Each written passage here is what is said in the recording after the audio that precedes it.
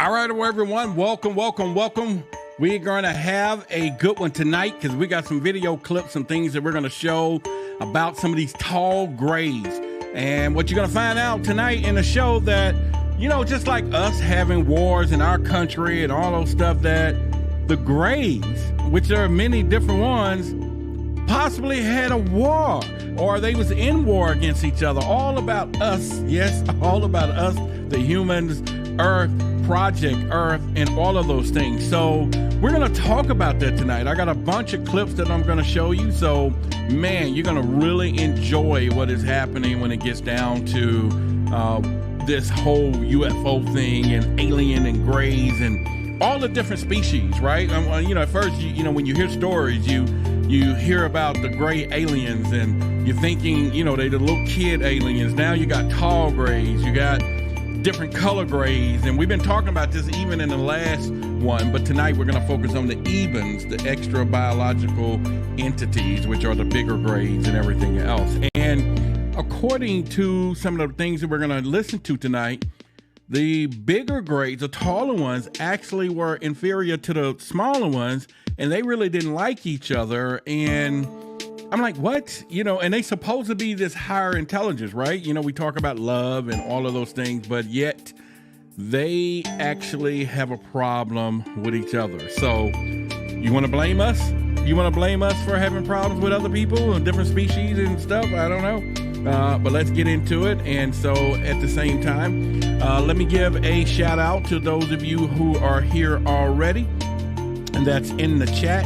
We have Diana, and we got Matthew, we got Sonia in the news, Sarah Tolan, we got Lynn Gaffey, and of course, Dr. Karras is here with us, and Salsa is here with us, and C. Gray is here with us as well.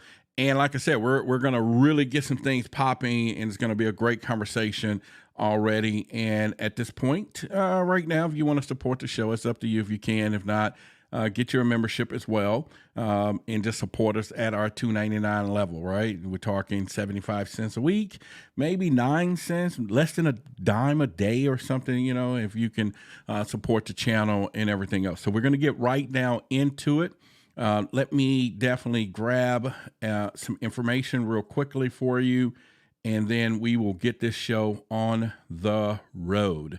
And so hopefully you've all had once again, we was already talking, I don't know if we talked since the 4th of July. I think we talked on Monday last year. And so hopefully all of you had a great 4th of July. You saw some fireworks, and if you popped them big enough and bold enough, you would have seen some UFOs. I already got a couple of phone calls of people saying they may have saw some UFOs in the skies and some areas in some real dark, how in the Arizona area. So we will probably get those people pretty soon to talk about their stuff. And so we definitely want to, we'll definitely do that as well. So anyway, if you need to join us and you want to get your channel membership or all of those kind of things, you can do that. There's a link in the video description, and as well as I will put some here in the chat, and that may be irrelevant at this point. So we will see here in just a moment here. But anyway, so let's do that. So anyway, let's get this show on the road. We already got a contributor to our sponsorship today. So give Laura a shout out for all of you that's in the chat. Give her a shout out for her contribution, and I'll put that on the screen in a few minutes. But let's get this thing started because I got a lot of clips, a lot of video clips that we're going to show and talk about. This is going to be great, okay? I'm telling you, some of you are going to learn a lot tonight, and I was surprised at some of these things too, and I was like, wow, this is off the chart, and pretty much from there. And so give a shout out to our show producer in the house. So she's there, Lonnie, as well, and Sherry is in the house with us as well. So let's get this thing rocking right now. So these incidents, while initially made public, underwent extreme measures for movement with humankind.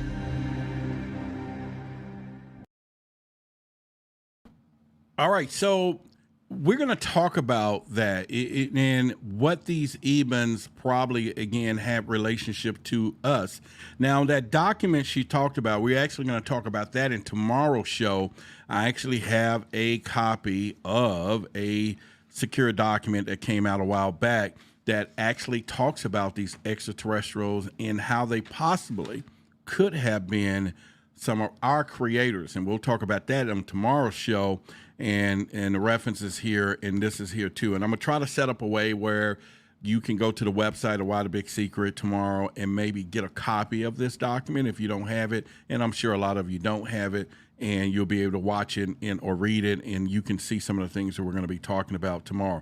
All right, so let's start out right now with the fact that, you know, we have been over the years taught, or not taught, but pretty much put out there in the atmosphere that there's just these short little grays, right? Most of all your stories, I think I've said it before, all of the abductions that you hear. Now, ultimately, or alternatively, we had the Vegas incident, right? And this one talked about what? Those grays being 8 foot tall. All right. So now, even when they talk about the grays here that are actually smaller than the shorter grays, then you're talking about these bigger grays and some different ones. So that makes you understand that there is a lot out here, especially if we give or want to validate this Vegas crash in that guy's backyard. And he was talking about on 911 how these things were 8, 9 foot tall, right? You remember that, or 8 foot tall or whatever. So that goes already with what you just saw here, where they're talking about there are small grays and then there are tall grays.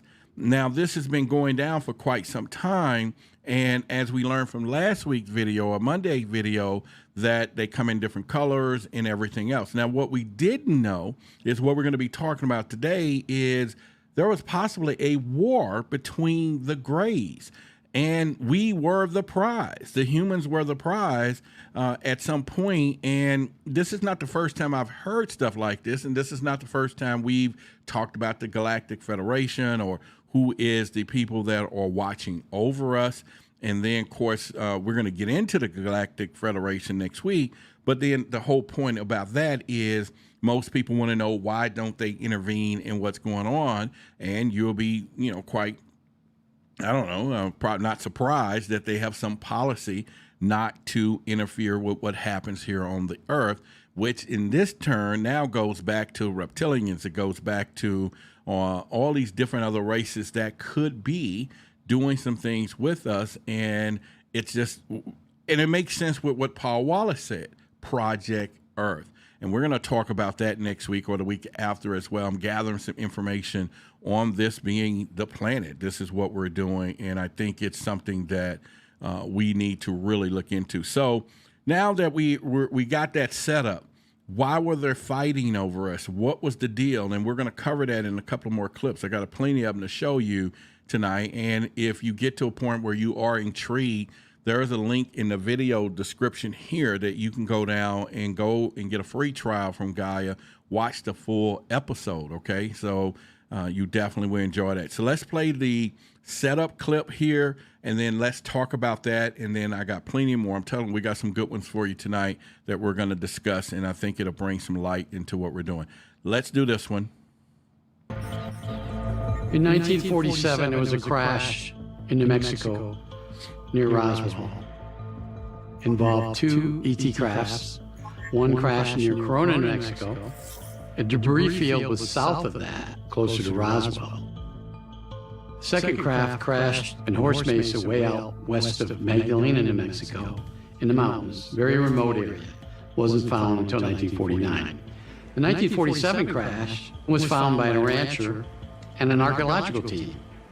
The archaeological team found the actual craft with one live ET, which we later called EVA 1, and the other, the dead ETs.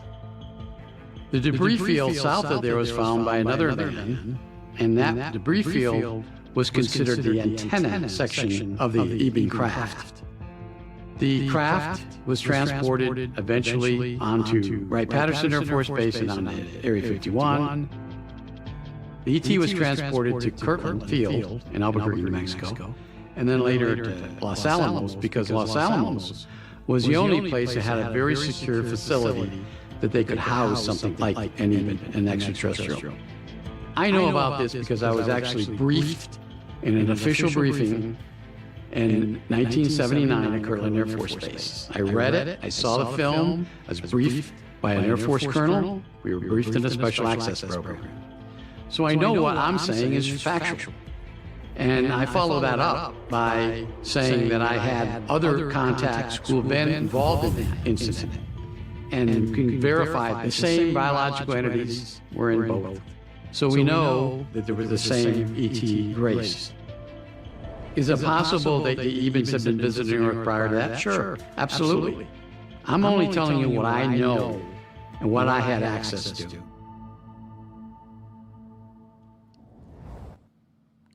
Now, that's interesting enough that if you heard about Roswell, New Mexico, most of you heard about the crash there, right?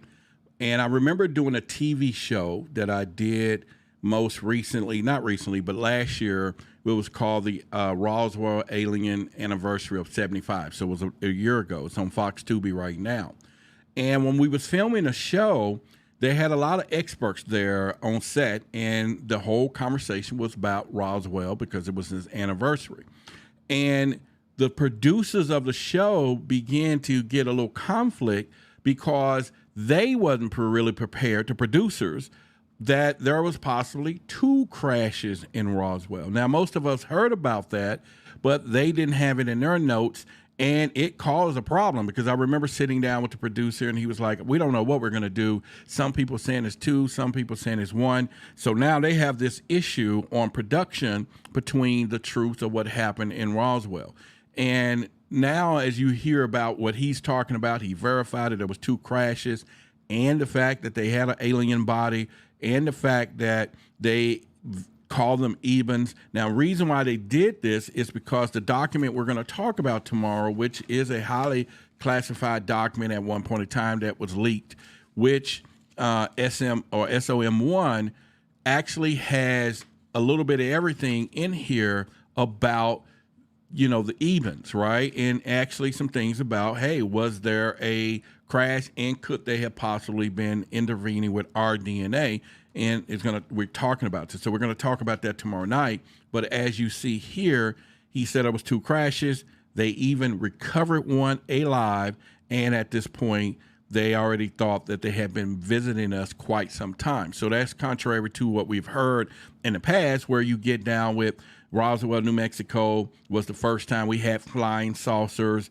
But of course, we know in ancient history and ancient civilizations, there have been paintings and all kind of accounts in the Bible, everything that we have been visited. But this is where they want to document it, the big secret keepers, our government. And so that also lend into a conversation. But as we get ready to dig deeper, we're going to find out that there was something more going on that we're just now hearing about over these past 50 years.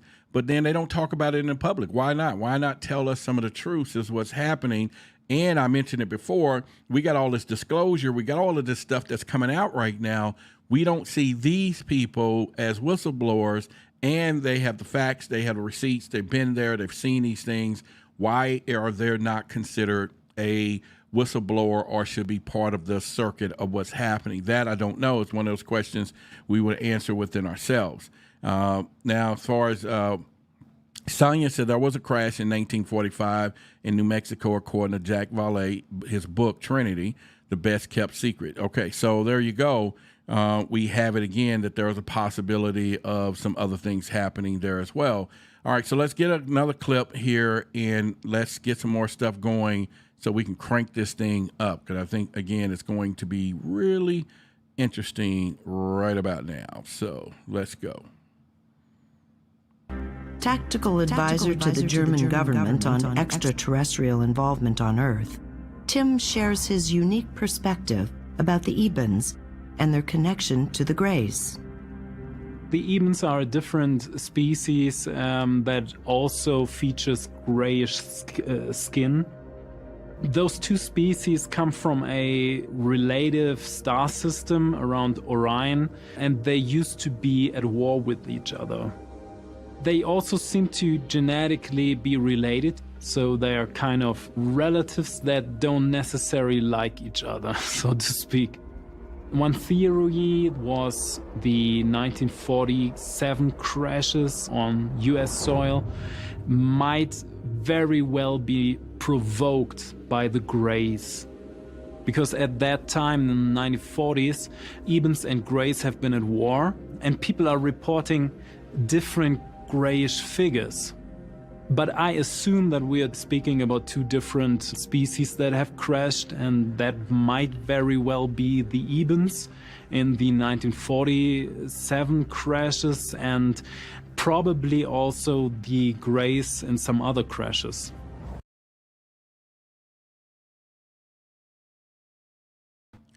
Now that goes against, if you listen to what Tim said, that those crashes, and they could have been caused by them warring with each other and not necessarily us shooting them down or lightning strikes and all of those things. And as Sonia said, that she think it was the same ship.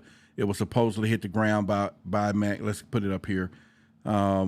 She said she think it was the same ship. It supposedly hit the ground by Mac Brazo's ranch. Pieces broke off, and then the craft took off and crashed again. All right, so you get what I'm saying. There's a lot of stories out there, but I'd already heard that there was 2 crashes, and they claimed that we may have shot them down with some magnetic new technology. Then there was lightning that struck them down. Now you hear in this particular story, he's saying that they could have crashed because of them warring with each other and had nothing to do with us. But yet when they did crash, and if you heard at the beginning, we captured one. And then at this point took him in, and now he was in captivity for years to come. And so that goes all the way back to all of these stories. And once this stuff starts coming out and you get more of this, I think now we begin to see how big these rabbit holes is, right? How deep that they go, but then how sinister the cover-ups are when it comes down to this. And like I've always told you, the question is why? Why the big secret?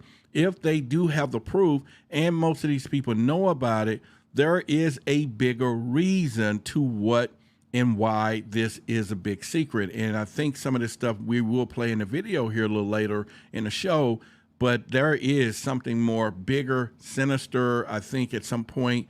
And it's not all about what we hear about all love and bells and whistles. And so I think that gives us some context when it comes down to Dr. Stephen Greer when he did his press conference, and he was like, look, we're on a timeline here. There's something that has to be done within the next year or two, or else. He did use some, kind of a language like that. And so they keep going, all right, what is really brewing? And so once again, I'm taking a detour here, but we talk about Oumuamua, that particular object. I've been seeing a little video surfing. I have not verified them yet, that this thing is back en route. It came, left, now it's coming back.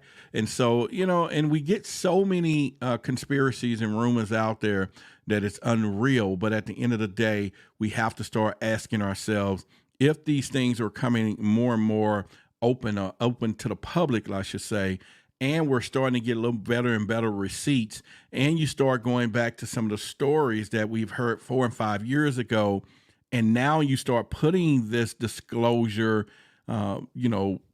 picture together, it now tells you, yeah, there's a bigger lie at work.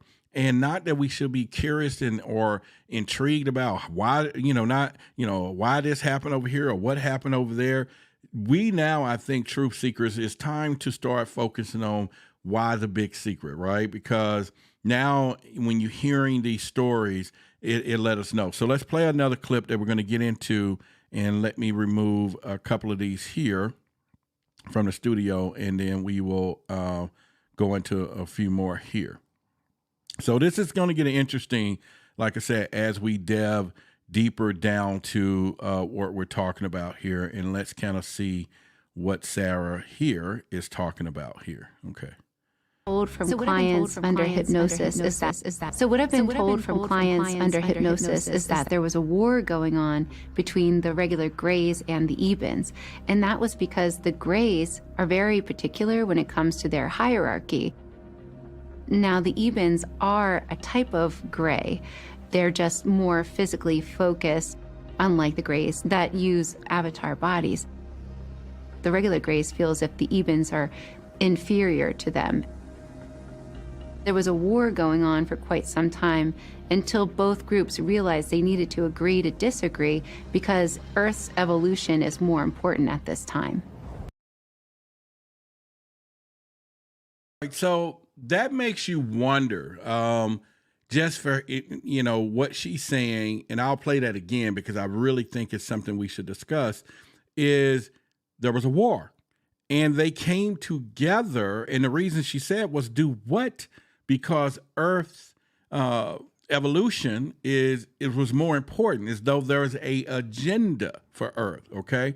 Now, we already know when we heard that the small grays were some biological, mechanical suits or whatever, and according to our last show, and if you didn't go and have an opportunity to watch that whole episode on Gaia, the guy was saying that these grays entities that we think we see could be a multitude of different species, and that these avatar bodies that the grays use are something that they sell or rent out or whatever it is to other species who want to get this type of human experience or some emotional experience. So they rent those, and those things are constructed to a way that these people could feel, sense, or whatever. So it's kind of weird to hearing all this, but it's starting to come together because something is brewing, but at the same time, something has already been brewing, right? And so it makes us still understand. And so I'm gonna play her thing again and just kind of listen in on some of the details of what she's saying real quickly, because I think at this point is something is clear is coming to. Told from clients under hypnosis is that there was a war going on between the regular Grey. All right, so she said she's been told from clients under hypnosis. Did you hear that, right? And so we can easily be talking about regression. We can easily be talking about people who have probably got past lives, people who are probably hybrids, or they're remembering other situations. So she's saying that they have put people under hypnosis, and all of a sudden they're telling a story. So I find that really interesting because of the fact that this is what she's talking about. So let's go with this again. So what I've been told from clients under hypnosis is that there was a war going on between the regular Greys and the Ebens. And that was because the Greys are very particular when it comes to their hierarchy. Now the Ebens... All right, so here's the other part. The Greys are particular when it comes to their hierarchy. So at this point, and remember the video we showed Monday when the guy Tim was talking about all the different color grays, he also said that at some point the taller grays were inferior to the smaller grays. So the smaller grays didn't like the taller grays because they just like, you know, you ain't whatever. So, and you would think it'd be the bigger ones who would be slapping the little ones around, right? Size doesn't matter. I don't know. But at the end of the day, you see that they have conflict just like we do. And I thought that was pretty interesting to come about that. So let's continue. Ebens are a type of gray. They're just more physically focused, unlike the Greys that use avatar bodies. Okay, so now, once again, there's a difference between the Greys. So now we have the smaller Greys who are using avatar bodies or upset with some Ebens, which we're going to get more detail into, who are using or probably are not avatar grays. And so that makes you wonder, okay, why would someone want to pick, you know, this look and feel, whatever they're doing, however it's supposed to be, but now you have these particular grays and then you have the other ones. And so I thought that was pretty interesting. Let's go back a little bit to kind of get her to go into that a little more here. Now the Ebens are a type of gray. They're just more physically focused, unlike the Greys that use avatar bodies. The regular Greys feel as if the Ebens are inferior to them. There was a war going on for quite some time until both groups realized they needed to agree to disagree because Earth's evolution is more important at this time. All right, so there we go. Earth's evolution is more important. So they had to come to an agreement to stop fighting. And we need to find out why. What's the plan? What is, and we think about our evolution and why would somebody be concerned? It's no different than me having, you know, Zulu here, the dog, to eventually some point do some type of, you know, breeding program, right? Have puppies, take the best of the best and continue to cross genetics and create a more and betterment of the breed if it's possible. So we do that already. People are doing that with fish. They're doing it with, you know, house cats. They're doing it. So we as a species are already doing the same thing. And what if we are the species too? In other words, we are the pets or whatever it is that they saying we need to put, you know, make sure that we stop this feuding. Now, like I said, once again, is you have a mechanical avatar grade that's got upset with the other ones, and I don't see why I don't even know. I mean, of course, they would know more detail what the problems they have with each other, but that gets us to thinking how we could be in the middle of everything. So now we got the Galactic Federation supposedly be watching over us. Next week, we're going to be talking about the Andromedans, right? We're going to be talking about the reptilians, and I'm going to be playing some good little clips and stuff from here. So that asks the questions is, who's running this thing? And we'll get into some more of that now. Let me show another video. It's going to be really interesting as we continue down this pipeline.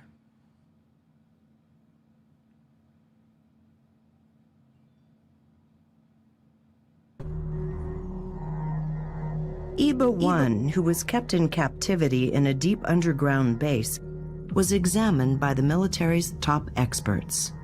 After several attempts to communicate with the being, a group of linguists and communication specialists were able to ascertain who the Ebens were and from where they came. Ever since they landed in 47, there's a long story about how EBA was able to communicate. We initially didn't allow EBA to have any access to the equipment on the recovered craft from Krona. We wouldn't let him see it, we wouldn't let him touch it, we wouldn't let him go near it. It was an entirely different place. Now, did you hear? So let's think about who's causing the problems, right? We're going to break a lot of this down. And he just said that we captured this dude, and maybe because he was shot down by another grade, we captured him. And we detained this alien even. We wouldn't even let him look at his own craft. We're like, no, you can't. And we wonder why every now and then some of us come up missing, or there's all these different things that they're doing. We could be or have been just as barbaric as anybody else. And once again, it's the human factor. So here it is. We have him. He's requesting that he needs to see his aircraft or his thing. And we're saying, nope, we're not letting you see nothing. And so now we have this extraterrestrial, you know, beyond his free will, right? We're holding him back. And that's kind of crazy, but let's go.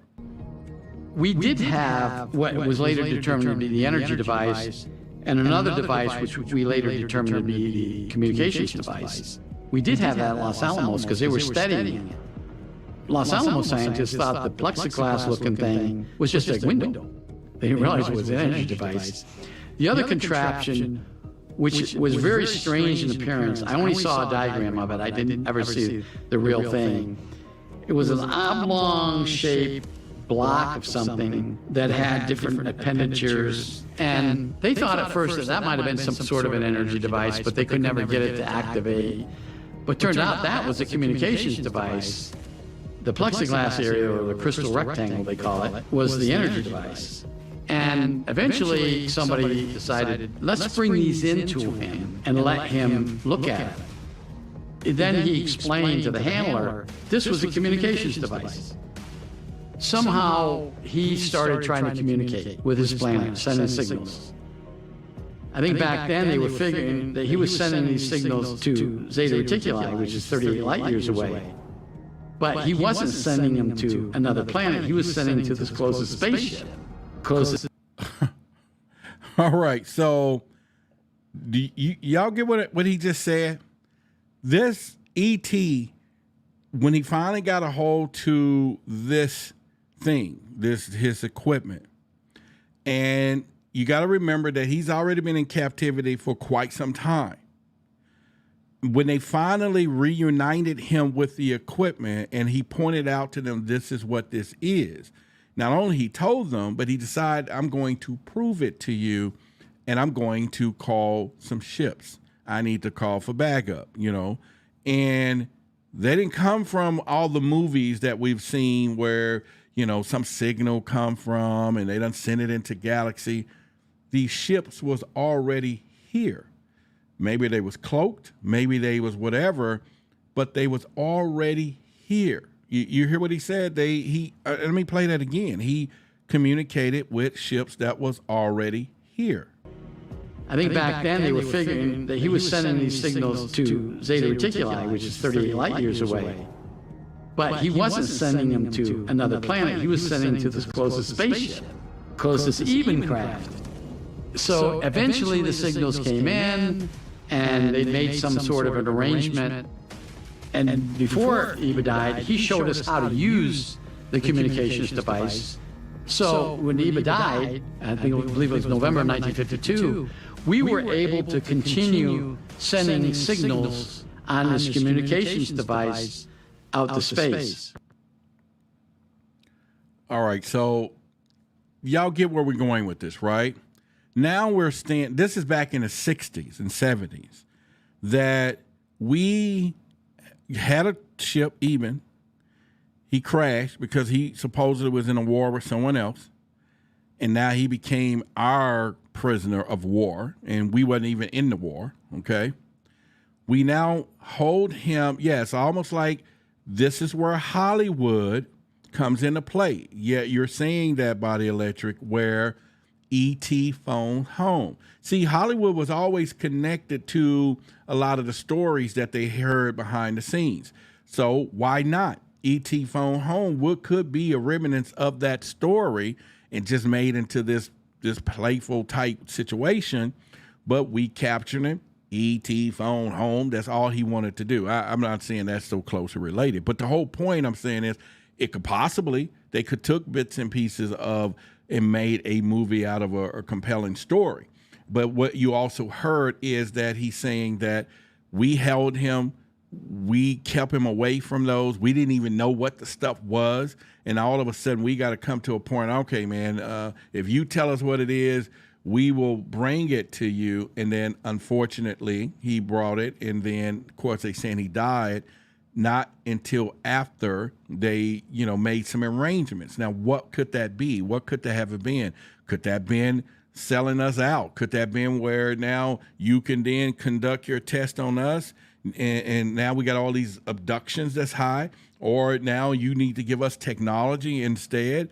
It's like we made a deal and we were probably the pawns of that deal. And so that still, once again, takes you to a whole nother level when it comes down to this. And so we're going to play this part again, but I definitely want to focus on two things and just kind of hear him out again, is that, where he called these ships from. And like he said, there was a deal made. So I'm not going to start it from the beginning. I'm just going to probably put it where we can kind of go back into this part right here. Well, allow Eva to have any access to the equipment on the recovered craft from Corona. We wouldn't let him see it. We wouldn't let him touch it. We wouldn't let him go near it. It was an entirely different place. Now, the question is why? Why wouldn't we want him to go near it? Why wouldn't we even want him to see it? Okay? And of course, touch it. What were we afraid of that we wanted to make sure that we split these two things up? Almost that there was some type of connection between the two that we figured out or not, that they do not need to intercede with each other. Now, what makes sense to that would be because the rumors and stuff that we heard, how they guide their ships and everything else telepathically, right? That they use more mind. And so obviously it didn't need a mechanism to go crank it up and fire up the engines. He could have mentally told it to do it. And we probably knew that from previous interactions with these craft, that these things are using their minds to control these crafts, right? The technology of that. So that's really interesting when you think about that. Is we had already decided, hey, we can't even let this dude see these crafts. And almost go back to Independence Day, you know, when they had the crafts down off in Area 51, all hidden or whatever. And then, of course, you got part 2 when we had all of these aliens in Independence Day part 2. And when the mothership was coming, they could sense it, and they all was cheering, all the mothership, you know. So it's all kind of weird stuff. So let's look and see what some of you are saying in the chat here. Let's go with, all right. So is the government being blackmailed by the aliens once he called for the other ones? It's a great question, Body Electric, because he did say that he didn't call these ships, but there was a deal being made. Let's play it. Let's continue to play it, and he's going to probably say what happened a little bit here. We did have what was later determined to be the energy device, and another device which we later determined to be the communications device. We did have that at Los Alamos because they were studying it. Los Alamos scientists thought the plexiglass-looking thing was just a window. They didn't realize it was an energy device. The other contraption, which was very strange in appearance, I only saw a diagram of it. I didn't ever see the real thing. It was an oblong-shaped block of something that had different appendagers. And they thought at first that might have been some sort of an energy device, but they could never get it to activate. But turned out that was a communications device. The plexiglass area, or the crystal rectangle they call it, was the energy device. And eventually somebody decided, let's bring these into him and let him look at it. Then he explained to the handler, this was a communications device. Somehow he started trying to communicate with his planet, sending signals. I think back then they were figuring that he was sending these signals to Zeta Reticuli, which is 38 light years away. But he wasn't sending them to another planet. He was sending them to this closest spaceship, closest Eben craft. So eventually the signals came in, and they made some sort of an arrangement. And before Eva died, he showed us how to use the communications device. So when Eva died, I believe it was November 1952, we were able to continue sending signals on this communications device out to space. Now, what really shocks me, and not shocked me, but it's saddened enough that this even died in 1952. So we've been having him in captivity since what, 1947? You know, and you know, for 5 years in captivity, the dude died here. You know, or now there's a little difference between him being a avatar, a mechanical body with the small grays, because I'm sure if they had, you know, put the consciousness and soul inside of it, what happens when it's shut down. But in this case, he's probably more of a living entity like we are.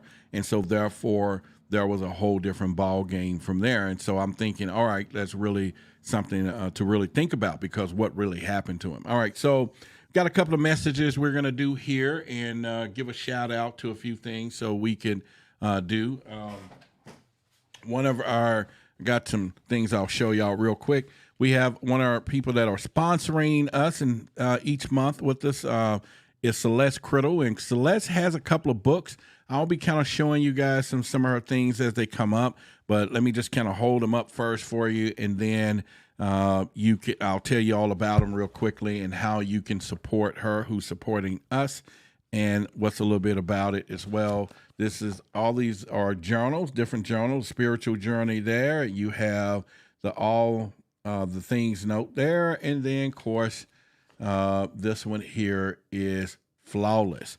Now, a little bit about it. She's an educator by profession. And so she's also an abstract fluid artist, a 3D artist, publisher, and non-fictional writer. In her spiritual journey, this was her first book, was born of her own need to organize her ongoing spiritual journey. So she figured, hey, I got to do some things. I need to truly organize my own spiritual journey. And I think that's where the best creations come from. So at this point, just for her trying to organize her own life, now she produced some things that'll help each and every one of you when do that. So we definitely want to support her. There is a Linktree bio here in the link of the video here. So y'all can definitely go there and support her and pretty much. And next week, I'm going to tell you about a couple of things that she has, some fictional series that she's going to have coming up that's already out. And we'll talk about that on the next time that we talk about her stuff. But anyway, y'all give her a shout out, and definitely she's supporting the channel. And also, if you have a business and some things that you want to support us as well, we can definitely do that and put some things together. So you're going to hear a lot from Celeste here on the channel, and she is one of Why the Big Secret sponsors here. So y'all give her a shout out. The link is in the bio. Check out her books on Amazon right now, and then let me know. Whoever gets one, let me know. Let me know. Send me an email that you purchased one of her books, just for a reason. Just send me an email. I may have something for you. Just do it. All right. So the other part, the Conscious Award will be here in about 2.5 weeks. I am set to go down, and the voting is over. I don't know who won, but I am one of the finalists. So I do get to stand there and let them count down and say this person or her the name. But hopefully I'm the last person standing in that category. And we will be doing that and going there, and that is a beautiful thing. And so if you are somebody who decided that you want to go to the sponsor, or you are going, and like I said, tomorrow night, I'm going to try to figure out, we're going to be giving away 2 tickets to the Conscious Awards. You just need to get there and do what you have to do. And we'll definitely got 2 tickets for you to attend. And I got to figure out a way how we can do something with those so that somebody can win them one way or the other. But anyway, let's share a little bit about the Conscious Awards. It's about 2 minutes. Hey everybody, it's Billy Carson, also known as Forbidden Knowledge. I want to talk to you about a very special event coming up July 30th, 2023, the Forbidden Conscious Awards, the first annual event of its type. We're going to honor people who have been contributing to the conscious community for decades. People that you know and love that have helped you get to higher levels of thought and consciousness and awareness. And guess what? It's time to give them their flowers while they're still alive. It's going to be a live in-person event, but seats are going to sell out very fast. You want to make sure you're there in person for this amazing level event. It's going to be above the Oscars, above the Grammys. And guess what? You can help vote for the winners. Voting is available on forbiddenknowledge.com. And the categories are going to be social media influencer, podcast/radio host, TV host, actor, director, producer, entrepreneurs, health and wellness, philanthropists, authors, field researchers, archaeologists, space anomaly hunters, and of course, a Lifetime Achievement Award. And you want to be there in person because I'm going to be speaking. That's right, I'll be your keynote speaker that night at the Forbidden Conscious Awards. If you want to come to a mini conference, this is the place to be, because I'm going to give you the knowledge that night, as well as performances. We have celebrity guests performing. We'll have a halftime show where we're actually going to perform music for you. And don't forget about the pre-event mixer, where if you buy a box seat, you'll be in the VIP section, and you also have private access to a VIP mixer with celebrity guests.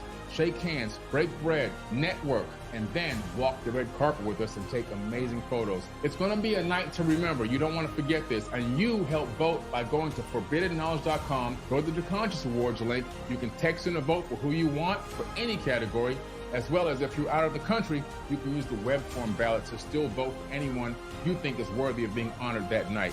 Make sure you hurry up and get your tickets, because they're selling out very fast. I want to see you there. Forbidden Conscious Awards 2023.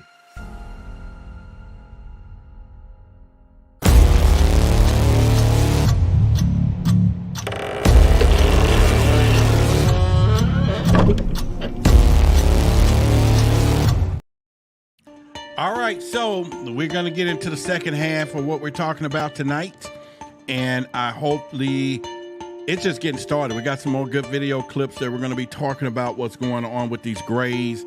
And the question is, are we some type of, science project, right? The humans, because when we get into tomorrow's show, when we get down into this particular document, it talks about the fact that the humans, and there was some DNA, and there was some work done, and we might have been created in such a way. And so that goes against everything that we heard, all the stuff from all the stories. And so I think that's going to be a heck of a conversation that we'll have tomorrow that ties into what we're going on with today. And so we should be really intrigued with that as well. So let me get the next clips together so that we can kind of put it down to where we're going with this thing, right? And so we've already talked about that we know that there was some type of war. There was some type of disagreement between these two species of grays, the short ones and the Ebens, all right? But we also know that there was more than those grays that was out there from our last video that we did, that there was possibly a whole group of them out there, and there's something that we want to look at it from there. And so, yeah, and I think that's one of the things that we would do. Salsa said we need a live stream. I'll pay to watch. There is a couple we're going to be doing for members only. There's a couple of live streams that we're going to do, and then the members will get to kind of look at it, watch it. I got some interview that's coming up, and then probably a couple of weeks I'll open it up to everyone else. So don't be alarmed if you're not a member, and if you are wanting to be a member, to get into some chat. And one of the reasons that this is what is said last week or a couple of days ago, we had some people here that are really out of control.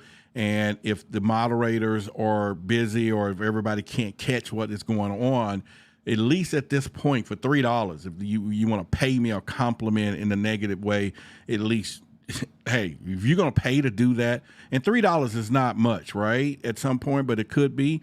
But if you want to go through that, that deters people that we just can't control what's happening in here. And so at this point, this is why members only at this point is chatting, and it does give me a more focus where I can focus on the chats, post them up as well, and everything else. And so that was one of the deals to put that out there. All right, so let's get some more video clips in here to kind of set the tone of a few more things that we are going to continue to talk about here tonight. And I got a couple of more for you right here. So let's make sure is this one. I think this is the one I have. Oh yeah, this is a pretty good one as well. Let's go. With the Ebens continued for almost a decade, and the intelligence teams involved received communications in return. This evolved into a top-secret program reported by researchers as Project Serpo, in which the United States government organized an exchange program with the extraterrestrial beings that crashed in the desert near Roswell, New Mexico.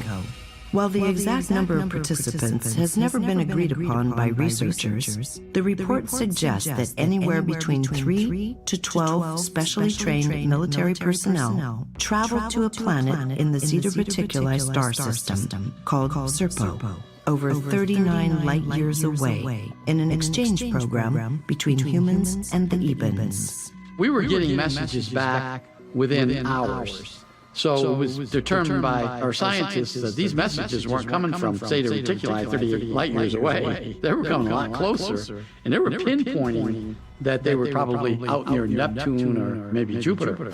So we were able to crudely offer an exchange program. An exchange program? There were 3 astronauts. The 3 that was chosen, they were ex-military pilots. They're the ones that actually went to Serpo. One died in Serpo, one stayed, and one came back. They were supposed to be gone for 10 years. They left in 1965. They were supposed to be back in 1975. Well, time periods are different between Serpo and Earth. The one came back in 1978.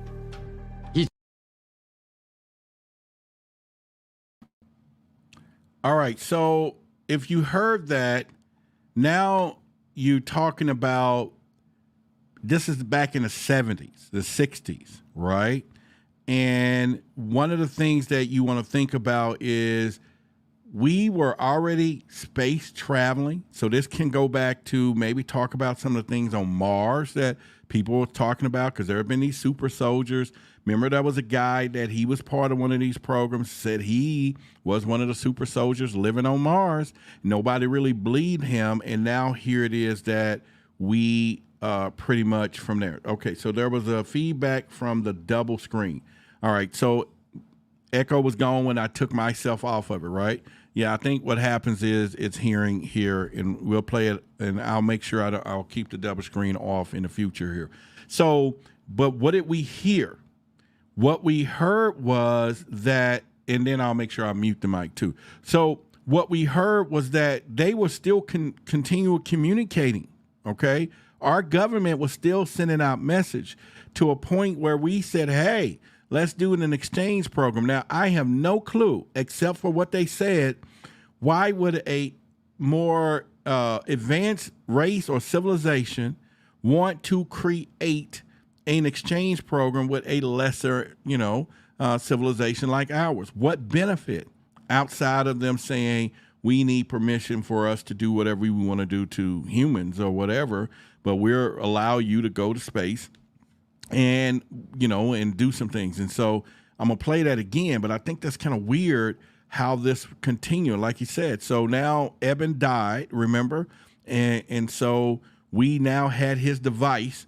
Obviously, we knew how to use it now. So who began to understand that telepathy or whatever Evan's technology was, because all he needed to do was come in contact with this thing. Remember, he started doing it. He didn't say, let me tie it up and see if it's working. Obviously, something telepathically, he was advanced enough to get this thing to work. And then we continued using it, sending out messages, and no wonder. So why do we sit here and want to be so surprised that why they're visiting us when we're calling them? We're literally, did you see the globe thing? We're calling them from everywhere. And now we're finding out that they're not too far away. They could be hiding on these other planets, which in turn takes us to the moon on another conversation someday, right? The other side of the moon, because it stays dark. There's the other side of the moon never lights up because it's going around the Earth, and so it never illuminates on the other side. So the dark side of the moon stays dark, and so I don't care how many machines we look up there, we ain't gonna never see the other side of the moon. And that's why it's always wondering when people say, oh, my telescope, I saw something on the moon. No, you didn't. They don't do nothing in the light. They're on the other side. And so all of this stuff is getting us to a point of high strangeness that we need to understand, everyone, there's something bigger. There's something bigger with this thing than all of us, right? And we could be just little peons in this stuff as we go. So I'm going to play that same clip again from the beginning and just pay attention. Like you said, some of the little details of what this guy is saying. She says, they don't stay in the dark. We don't see it because the moon is tidally locked. You said it's locked as in what? Like in one position? Or what do you mean? Okay, so let me know, Jen, on that. Let me play. I'll come back to that in just a minute. Okay, let's go. Communications with the Ebens continued for almost a decade, and the intelligence teams involved received communications in return. This evolved into a top-secret program reported by researchers as Project Serpo, in which the United States government organized an exchange program with the extraterrestrial beings that crashed in the desert near Roswell, New Mexico.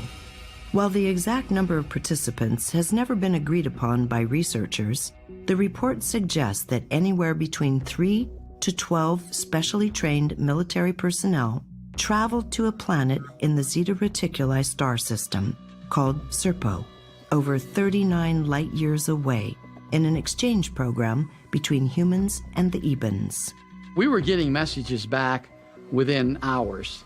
So it was determined by our scientists that these messages weren't coming from Zeta Reticuli 38 light years away. They were coming a lot closer, and they were pinpointing that they were probably out near Neptune or maybe Jupiter.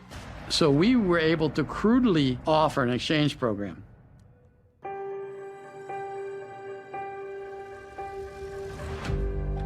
There were 3 astronauts.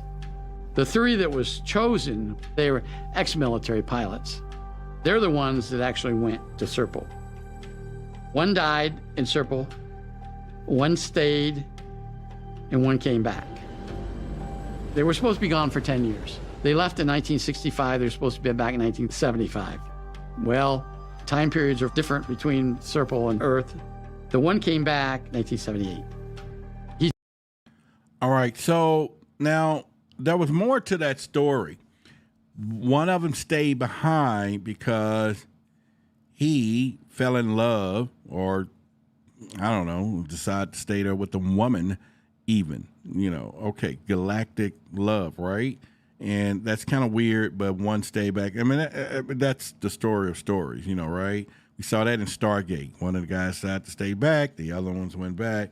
So it just kind of gets you into a funny thing. Okay, what is really happening, and where do we get those stories and everything else? Okay, so Jan was just saying that the moon doesn't rotate. It's just stays tidal there, and then when we have an eclipse, we see the backside because the moon on the sun does get suns from the other side, and it lights up. Read the chats. All right, they have a whole conversation going about that.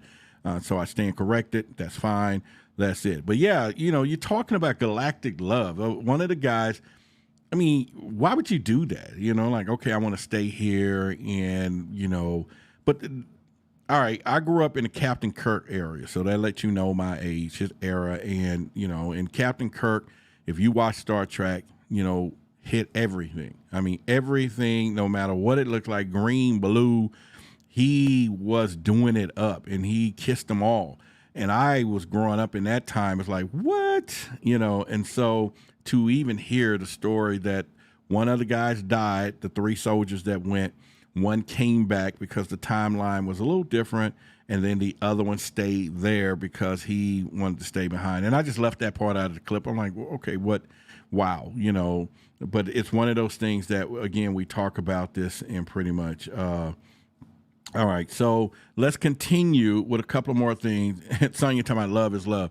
Yeah, ain't now one of y'all, none of y'all in this chat is going to say that you're going to go and fall in love with a green being or blue sky, 3 nose, 16 eyes, no lips being. None of y'all, right? I don't think so. So, and if you are, put it, if one of y'all be like, Kia told me she grew up with Captain Picard. He ain't had nothing on Jim Kirk, baby. Jim Kirk was a romancer of the galaxy. But go back and look at the old Star Trek stuff and the Jim Kirk, and then you will see this dude here had it going on, and totally different from Picard. Yeah, y'all ain't seen no galaxy lover than this dude. So let me find the next file. All right, let's get the next file here going.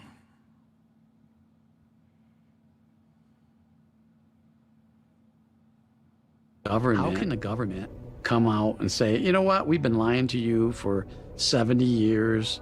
We've had ETs in captivity. We've had ETs killed by humans. We'd have spaceships reverse engineered. We would open up Pandora's box, and that's not going to happen. I think there'll be limited disclosure. They'll come out and say, yeah, we probably had ETs in the past visiting Earth. We can't explain everything that's out there, but that's all we're going to tell you.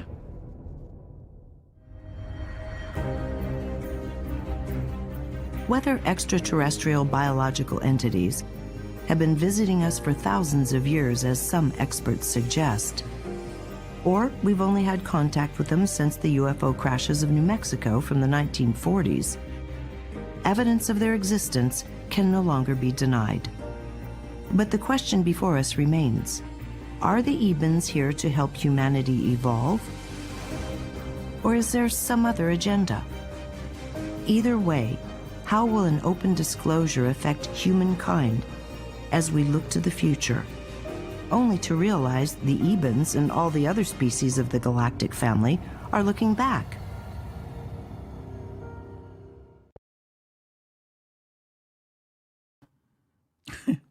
All right, so looking at the chat, some of y'all talking about debate. Oh, Body Electric talking about, I may date an alien. You will not date an alien. you would probably, well, you know what? You probably would, you know. I wouldn't doubt it that some of y'all probably would date an alien. I just would think so. And maybe because y'all have given up on the human race and say, you know what, there's no one here on Earth that I want to see. I want to date an hybrid alien, or not even hybrid, an alien. Now, what do he have to look like, though? Do he need to look like, you know, would you date one of those grays? How about that? That's an alien. Would you date one of those gray aliens? That's the question of the year right there. And I'm not sure that you would when it comes down to that. All right. So there's another file that I wanted to kind of play. And at one point she was talking about earlier that how these gray aliens feed themselves, what they eat, or how do they, you know, take care of themselves, right? And I think I played a little bit of that a while ago, but it makes you wonder. So let's kind of see if we can put that back into play here, if that's the one that I have. Let me make sure it's that the right one. We go back to the work of Colonel Corso, that they did give us certain technologies, maybe night vision goggles. Some of the beings were autopsied by the U.S. government. It seemed that their eyes actually had these lenses that were unique. In addition to that, fiber optic cable was a possibility coming from extraterrestrial technologies. Also, some people claim not lasers per se, because we were already working on lasers, but the sophisticated technology was gained from extraterrestrial influence. So there was a lot of information that was given to our government from these extraterrestrial biological entities. The Ebens seem to also communicate like many of the other extraterrestrials in terms of telepathy, but they can also project that thought into our minds, even if we don't consider ourselves telepathic. In addition to that, they seem to have longer lifespans. They eat mainly by rubbing something on their flesh, like an algae type of substance that then goes into their bodies. They don't even have the mouth to swallow that we have.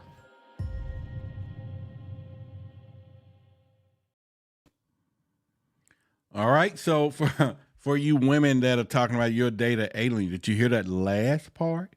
They don't even have a mouth to swallow.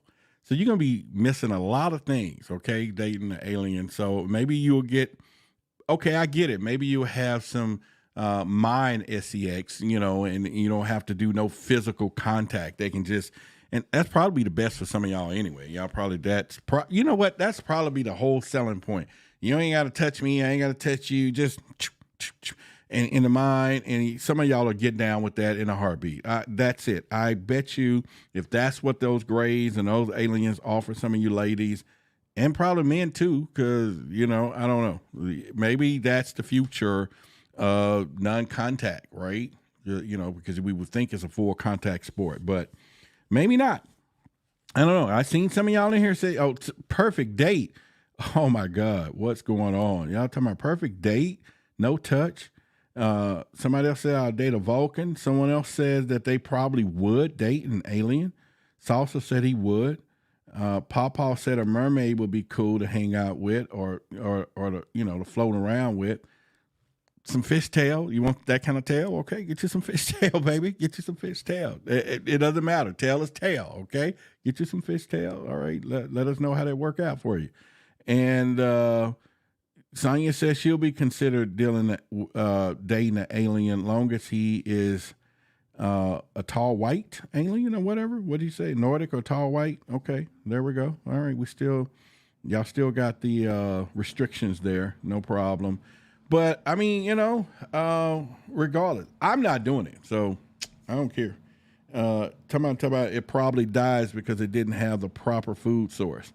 Okay, y'all. All right, maybe the alien did, but you know, somebody tell me. Hopefully, there's some in here in the chat. All right, we'll continue on. I don't think true mermaids actually look like the movies or cartoon. I'm with you on that, Lynn. That's why I didn't really say nothing when he said something about the mermaids, because some of the pictures that I saw, especially I had some people that actually, there are some people that's part of the Truth Seekers community that lived in one of these other countries where they saw the mermaids all the time. I mean, they're there. And those are some ugly looking things. Believe me, they are not a beautiful sight. When you see them real in their real, it's not this beautiful, long hair, women, whatever. They some ugly looking creatures that has fishtails. So I don't know. So we can think about that as well. All right, so let's kind of go back to some of the things. And like I said, there was a clip earlier that really caught my attention. There was one in particular that I thought where we as humans are probably the troublemakers. And so let me kind of play that, and we'll go into some conversation about that as we get down to where we are from here. Let's play this one real quick. Ever since they landed in 47, there's a long story about how EBA was able to communicate. We initially didn't allow EBA to have any access to the equipment on the recovered craft from Krona. All right, so now they're saying, like he said, the craft was from Krona. It was a recovered craft, and we wouldn't allow. What's the nerve of that? And in fact, what if those aliens wanted to come, or extraterrestrial beings were violent, and they decided they want to come and get their craft back? I want to recover my stuff. And you got one of our kids, our boys, not kids, but you got one of my boys hostage, or female or whatever, and we want it all back. And here we are trying to hide this alien in undisclosed locations, probably in the ground down in Area 51, and all these places that's beneath the surface and where they can't give out signals. That means that our government or the big secret keepers can cause us a calamity, a human problem with them trying to do some of this stuff. And I think that that's crazy to hear that we were instigators behind a lot of these things, and we wonder why they come here and if they wanted to do other things. And so what do we think about that when it comes down to, the possibility that we, once again, if we did it back in the 70s, if we did it back in the 60s, what would keep us from doing it now?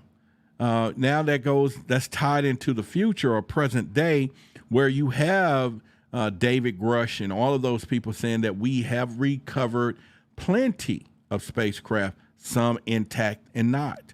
And some had, pilots and some didn't. Some could have been more AI driven. Some could have had a passenger in it or a pilot. So when all of this is happening, then this is what is going on. And yeah, Dr. Karras, that goes all the way back to when you think about, Dr. Stephen Greer saying, okay, I'm going to give y'all all these data points. I'm going to give you all of these different places that are underground facilities and black ops place. And he's saying, let's put this out here and let's do that. And so that goes back, surprisingly enough, that there's a lot of things. And so I think now it's safe for us to say, and as we realize more of this stuff that comes out, that there is some issues out there, right? And there's something that we instigate ourselves. And let me put up a thing here. She says, I'm an alien interview. The alien refused to talk to humans about weapons and only wanted to talk to them about consciousness and the history of our planet. Oh, you're talking about in that. Okay, yeah. So, yeah, I think it's one of those things that we want to say. Sarah says, I think Dottie mentioned once that the Eben are self-sustaining. They do not need out for food stores. But, yeah, if we're not giving them the green stuff that rub on their bodies, remember she said that's how they kind of ate, right? Then how are they doing that? Okay. And then at the same time, when he talked about, and I didn't play this clip, you guys may want to go watch all of this on GAIA. And like I said, there's a free trial right in the description here. So definitely do that and support that if you want. But they do talk about when we went to that planet or the Serpo, that it was so hot that it was like really hot, and that the humans of us had a problem at first to acclimate ourselves to their food, right? And then so we had to. It took them a while to do that, but of course, eventually, one of them died. They didn't say for what reason, but at the same time, they do this, and so. And that's something maybe they involved into, and maybe if they are the future of us and are coming back to see us, and then maybe they figure out all the stuff that we have in our foods and how we manufacture food and how all of the changes and all that was not good, and supposedly there's supposed to be some evolution of us at some point, and that's just the stories. Then maybe they got to a point and said, hey, this food is no good. But what would happen to all the animals? What would happen to all of these creatures that walk the planet and that we are currently using for food sources? And so imagine how much of those we actually eat on a daily basis. If those were left unattended, we would probably get ran over by creatures and animals and all that within 2 years, probably, right? Because we're not consuming them. Now, I'm not saying that, we want to put that, to the chickens and things that they're doing in cages and manufacturing, processing the way they do it. But even just out there in the wild, that'll be something cool. Something to do. Yeah. And someone says we grow and eat fungus. It actually has nutrients in it. All right. That's what she said. She said he rubbed something on their bodies and everything else. So I thought that was pretty interesting. When she said that. In fact, I'll play it again right now, just kind of see what. We go back to the work of Colonel Corso, that they did give us certain technologies, maybe night vision goggles. Some of the beings were autopsied by the U.S. government. It seemed that their eyes actually had these lenses that were unique. In addition to that, fiber optic cable was a possibility coming from extraterrestrial technologies. Also, some people claim not lasers per se, because we were already working on lasers, but the sophisticated technology was gained from extraterrestrial influence. So there was a lot of information that was given to our government from these extraterrestrial biological entities. The Ebens seem to also communicate like many of the other extraterrestrials in terms of telepathy, but they can also project that thought into our minds, even if we don't consider ourselves telepathic. In addition to that, they seem to have longer lifespans. They eat mainly by rubbing something on their flesh, like an algae type of substance that then goes into their bodies. They don't even have the mouth to swallow that we have.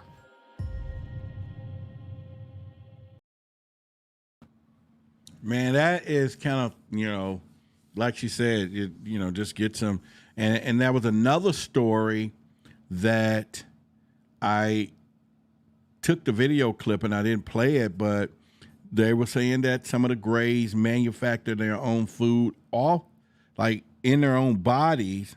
They have something that produces the food that they can take out a pouch and then consume, but the body is making it, almost like self-efficient.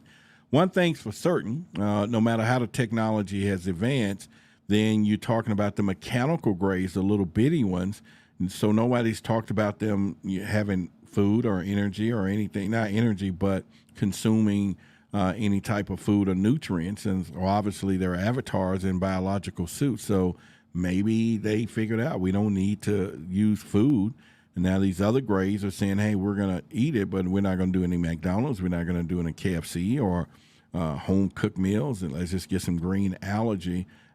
So that is something that maybe we need to look at it, and see if there, I think Paw or somebody mentioned that we are probably forming and eating fungus right now. So what is it, something that we could, grow and find out? There could be a unlimited food source, that's something that we're not doing. And our skin have cells, so I'm sure if we wanted to rub it in on our skins, we probably could.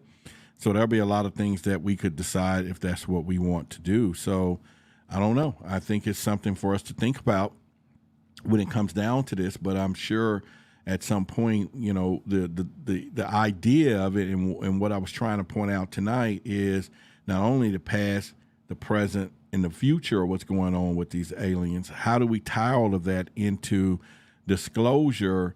And it's almost, once again, us people that's in ufology like myself have been telling people all day long, or for years, they've been here, we got evidence, or the oceans, and it's all of these places. But if you start trying to map out all the things that you hear, you begin to realize that we're not just talking, like I said before, we're not just talking about one or two species. There could be a collective of species of extraterrestrials, and then at the end of the day, we, or maybe caught up in some matrix, or we caught up in some electronic board, or we here, or we not here. We talk about the soul planet. I was going to do a show about that, and what's going on there, and that was something we was going to do. So it's all of these ideas, and then of course, if what we're going to be talking about tomorrow in this document, they're going to be saying in some of the video clips that they found in this secret clips and in this paperwork that there was humans. All right, there was I don't know if it's in here, but that they were creating us from Homo sapiens that was walking around here, and all of a sudden they created the perfect machine within humans of what we're doing, not machine, but our bodies and who we were. So it's like, okay, if that's the case, then everything we know, everything that we thought we knew could be possibly a lie, because we can't go to the religious route with this, right? No, that's out. And then you want to go to scientific route, which they don't really want to concede to the fact that we did not evolve from evolution of apes. But let me back up. They could be true of that. If the aliens were tampering with our DNA and then often, over time transformed us into what we are today, then the evolution idea then goes back to be true, which we all like, no, or especially in the religious world, right? We all was created from, Adam and Eve or just whatever, but nothing said that we evolved from apes. And the reason why is that because the apes are still here. If we evolve from them, then the remnants of them will be gone. And some of the ones that are still here should be improving, like the movie Planet of the Apes. And then they're going to be sitting here talking, and like Caesar and you get what I'm saying? All this stuff just really can take us into a whole deep rabbit hole when it comes down to this stuff. And that's what really makes it interesting, right? That really what makes it interesting. That really what why I'm into this and what I do, and pretty much enjoying what I do when it comes down to this. And so I think that's not a twist. It's just, seeking the truth, but then also getting the evidence that we have that's telling us that it's not true, but we still think, we don't want to go there, and we keep pushing for more and more and more. Then maybe it's a possibility. What we seek is probably right in the middle, right in front of our eyes. It may be the simplest answer, instead of looking for all these complex answers to who we are, where we come from, how did we get here, and how did everything evolve into where we are today. And so it may be a simple answer. It may be right staring in our eyes. And I've said it before, your eyes are useless when your mind is blind. So if your mind is not open, that, and it's kind of in the movie. Y'all remember the movie Men in Black, when they were looking for the galaxy, remember? And they kept asking everybody, where is this galaxy? How do we look at it? And remember, the pug said something that was profound, toward the end. He said, you humans are only looking at the world in where you're looking at it. He said, the galaxy doesn't have to be so big. The galaxy could be within whatever, and it can be something small as a marble or whatever. And that's when they found out it was on the cat's neck.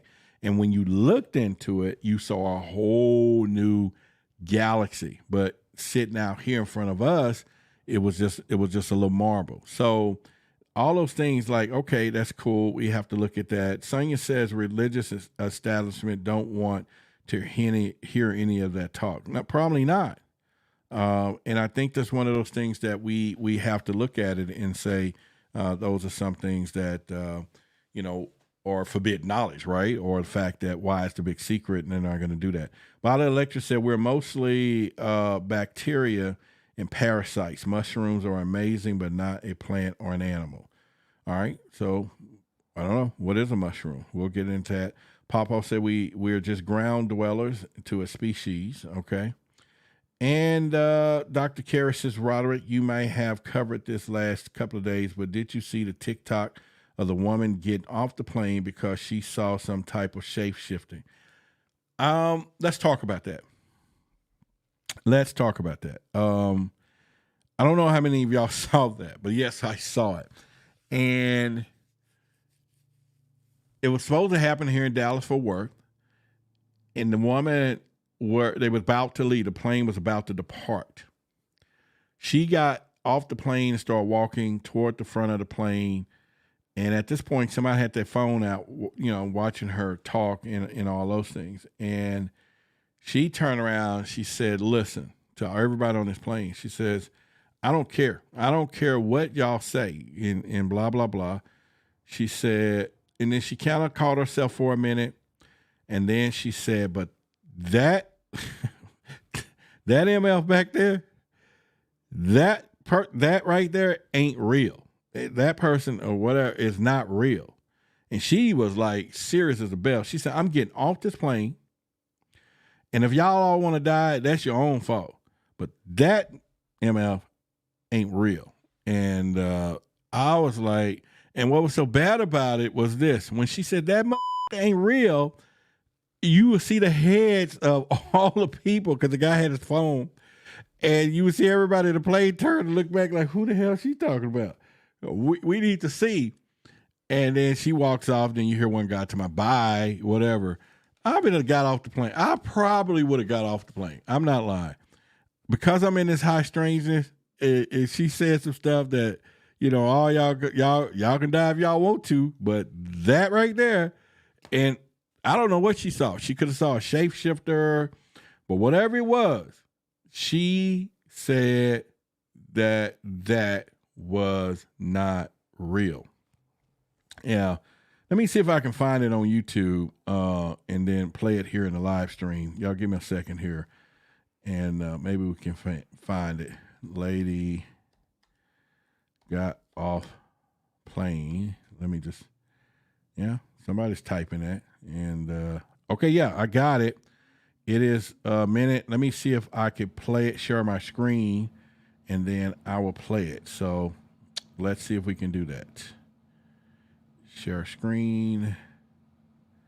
It will be this one. Yeah.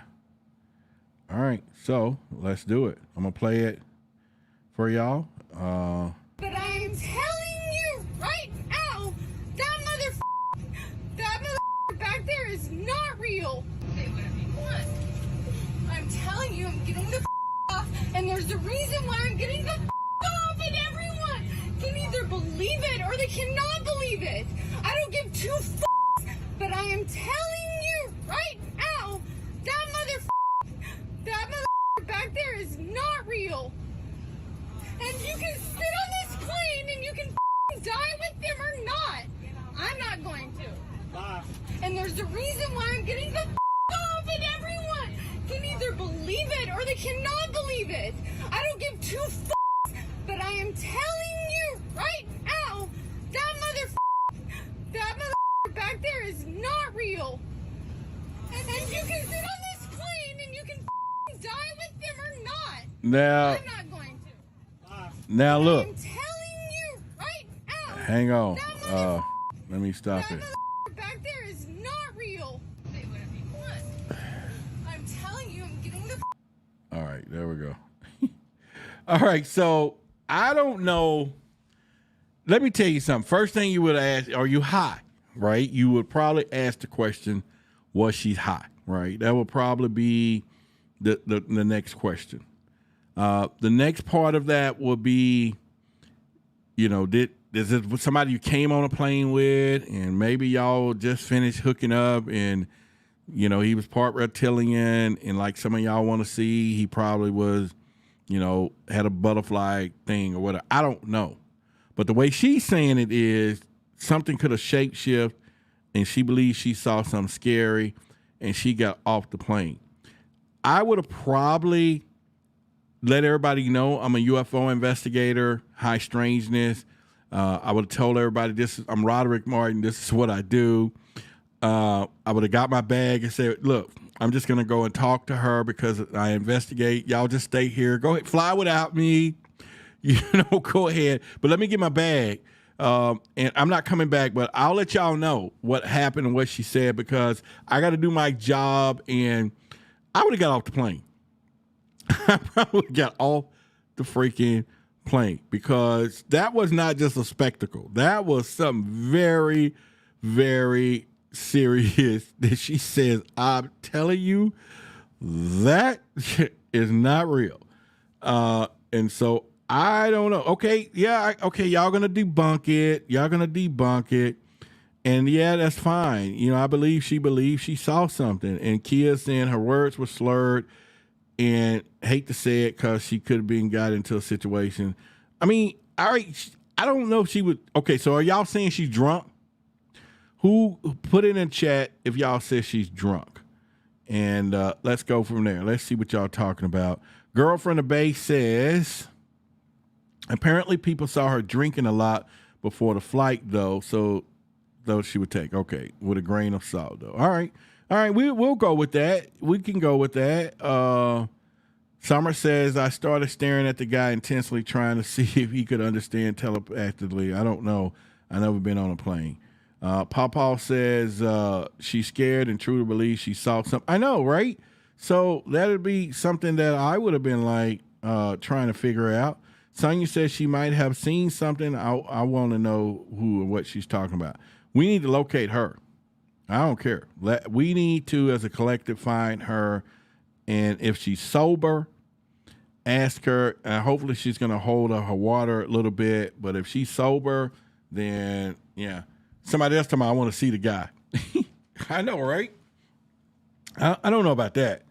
I'm not going to go like point out who you're talking about. And could you imagine, though, and she's saying that MF right there ain't real, and you the seat next over to him. What do you do? And he looks at you and talk about, she had too much to drink. And then his eyes go like a reptilian. Shh. Do you get off the plane? Right? You know what I'm saying? At some point, is it a joke? But if she was drunk, they would have identified that real quickly. The airlines, everybody would have reported, say, hey, no, okay, now people might have seen she had a lot to drink. But they would have reported that very quickly, saying that, this something is going on there. So I'm not really for sure how that would work. So let me add it back up here and we'll play it again and see if we can get something out of this thing. Let me try to play it again. In fact, look at the guy right here. Look at this dude's face with this white shirt. He is like, is she bananas or what? He is like, I'm not, look, Lord. And then the other lady's just staring. I'm telling you, I would have gotten off the plane. I would have got off the plane to go check out and see what's happening. Not out of fear. We all seen the butterfly effect, right? Let's play. And there's a reason why I'm getting the off, and everyone can either believe it or they cannot believe it. I don't give two but I am telling you right now, that back there is not real. And you can sit on this plane and you can die with them or not. I'm not going to. And there's a reason why I'm getting the off, and everyone can either believe it or they cannot believe it. I don't give two but I am telling you right now, that back there is not real. And you can sit on this plane and you can die with them or not. I'm not going to. But I am telling you right now, that back there is not real. Say whatever you want. I'm telling you, I'm getting the off, and there's a reason why I'm getting the off, and everyone can either believe it or they cannot believe it. I don't give two f***s, but I am telling you right now, that mother back there is not real. And you can sit on this plane and you can die with them or not. I'm not going. All right. Now, remember, they said, the record said that plane was delayed for 3 hours. Everybody had to get off the plane. Okay. Everybody had to get off the plane. They took everybody off. For what reason would they do that? Because she said, y'all, you know, because you can't just say some stupid words on a plane. There are certain key words you better not say. If you do, you're going to have a very bad day, okay? And there's some B words, and I'm not talking to a woman, all right? But you use that other B word on a plane, you just call some sugar honey iced tea for yourself, okay? She didn't say that. She didn't say, all she said is, if y'all want to die because of that one. Now, here's the deal. I don't care what they said, but if the airlines said, wait a minute, did she say everybody can die? They got everybody off that plane. It took them 3 hours. They delayed it, but they took everybody off. And they probably didn't want to play with the fact that she could have been telling the truth. They probably called their lawyers. They probably called insurance companies and said, hey, I don't care what y'all said, but if that woman think that whatever it is ain't real and everybody on here can possibly die, there's billions of dollars of lawsuit, get everybody off the plane. Get them off. I don't care. So, I don't know. I thought that was pretty. Let me see what y'all saying in the chat here. Summer says, well, guys, now we know not to react to calls because all they laughed at her when she got off, which made me really sad. I don't know if she was drunk or not, but drinking doesn't cause you to see stuff. I mean, okay, so I'm saying we're into the high strangeness, right? All of us is into it. And I'm saying if we were going on a group trip as truth seekers and everybody who's chatting, and thank you for being a member of the chat. And if you're not a member, there is a link. If not, you can look at YouTube. You can join us. We're doing this, number one, for a reason, to cut out some of the trolls that we've been getting. And number two, to grow a couple of things that we're doing. And like I said, if you find value and you want to support us at the Curious Minds level at $2.99, okay, then please do. And then come in here and join us in these conversations. All right, so what I'm saying is, if all of us truth seekers was on that plane, all of us, and she got up and said that, see, it's a difference between a plane of non-believers of high strangeness and what we see versus everything else, right? It's a big difference between, okay, yeah, she might have been doing some drinking, but I promise you, if everybody in this chat was sitting on that airplane, on whatever side, we all on one side because we going on a group trip, and she said that MF ain't real, and somebody whispered, it could be a reptilian, every last one of us is going to get off that plane and go talk to that woman. Now, don't let the guy she was talking about or whatever it was walk by. We're going to get up and follow because that's what we do. And I'm not saying that you just don't take those kind of chances. You just don't. And the airlines didn't. They didn't want to do it. They did not want to do it because obviously she got off that plane and she got into the boarding area and she convinced somebody that there's something on that plane that's not real. And I'm telling you, if there's somebody standing out there and I'm on a plane and they're saying that there could be, an unreal person sitting in that plane that could be, we all in danger, they better stop the plane and get us off and don't play with me like that, right? I don't know. Maybe I'm just doing this by myself. Maybe I'm just saying, you telling me y'all would have all stayed on that plane after that? Us truth seekers. Let me see. Just tell me right now, who all would have stayed on the plane being a truth seeker and you saw that? All right, you're going to say she was drinking, probably. But who would have stayed on the plane? Northern downpour, so I would have had a few more questions. I mean, don't get me wrong. That's what I would have did. I would have, like, you know, said, hey, you know, we get out. I got to investigate. And if I was on a date, I was like, hey, baby, you know, this is what I do. And she'd be like, no, we staying because we're going to go on this vacation and we're going to go to Jamaica and I don't want to ruin the trip. Babe, listen, this is what I do.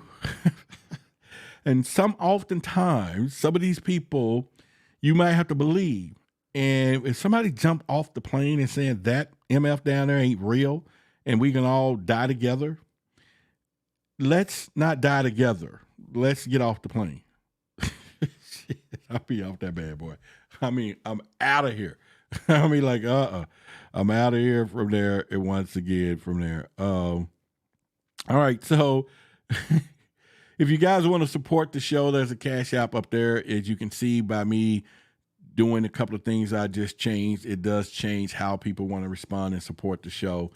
Some people could be a little perturbed because, you know, it's a members-only chat and all that stuff. So there you go. I had to make that decision to keep the trolls and all. It's sad to say, but, you know, those trolls and people getting in here just saying some things. And but it does make it a little more comfortable.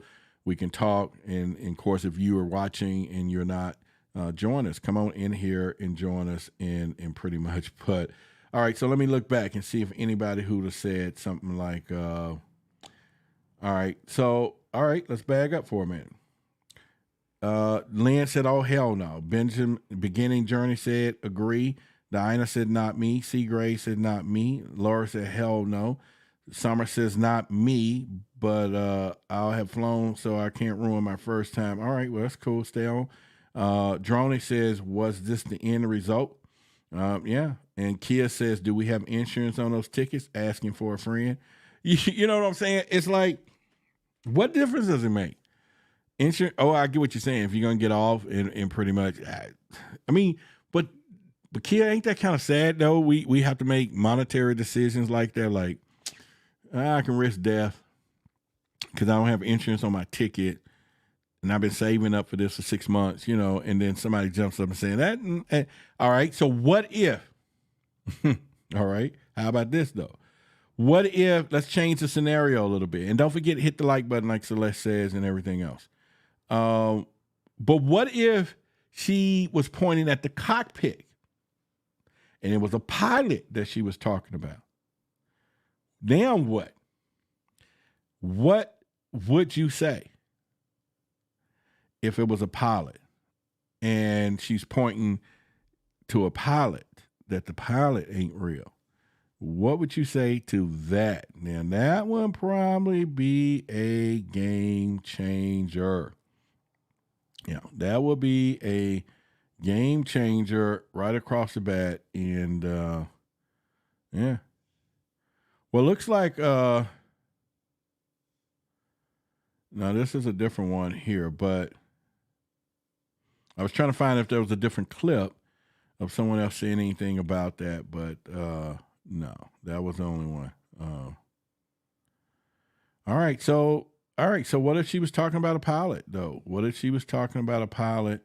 And like I said, there's a difference between, all right, so there's someone else saying there was a, all right, here's this one. I'm going to play this little clip. This is supposed to be something totally different of a Karen or somebody that's talking. Now, this is going to be a different clip, but would we... How about that?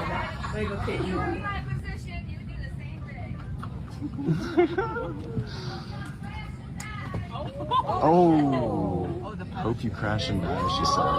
Oh, the pilots. Oh.